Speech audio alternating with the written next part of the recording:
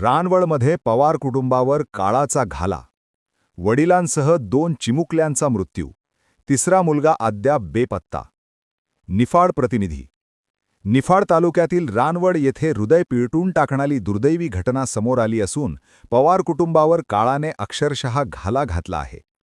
एका क्षणात हसत खेळत असलेले कुटुंब उद्ध्वस्त झाले असून संपूर्ण परिसरात शोककळा पसरली आहे. घरातील किरकोळ वादानंतर मुलांना केस कापायला घेऊन जातो असे सांगून दीपक पोपट पवार वय 28 रविवारी आपल्या 3 चिमुकल्या मुलांसह घराबाहेर पडले. मात्र काही तासांतच या निरागस जीवांवर काळाने झडप घातली. निफाड हद्दीतील पालखेड डाव्या कालव्यात 2 निष्पाप मुलांचे मृतदेह आढळून आल्याने संपूर्ण तालुका हादरून गेला.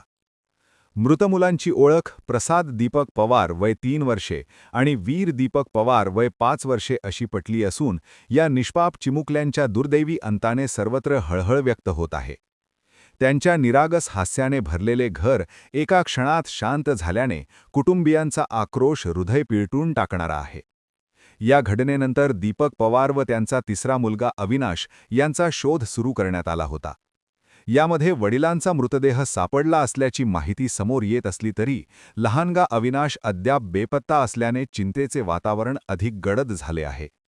दीपक पवार, त्यांची पत्नी पूजा व भाऊ राहुल हे गेली 7 वर्षे शिवप्रसाद वाईन्स येथे प्रामाणिकपणे काम करत होते. कष्टाने संसार उभा करणाऱ्या या कुटुंबावर आलेल्या या दुर्दैवी प्रसंगाने गावकऱ्यांच्या डोळ्यात अश्रू उभे केले आहेत. सध्या कालवा परिसरात शोध मोहीम सुरू असून प्रत्येक क्षणागणिक अविनाशच्या शोधाची आस लागून आहे.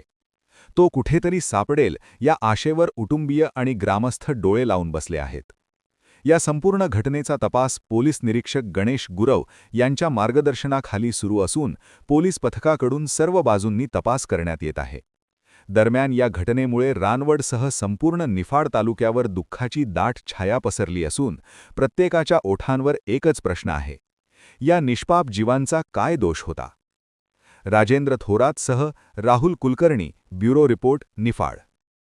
आपण पाहत आहात सत्य, वेग, विश्वासाचं नवं केंद्र, इंडिया न्यूज 24 तास.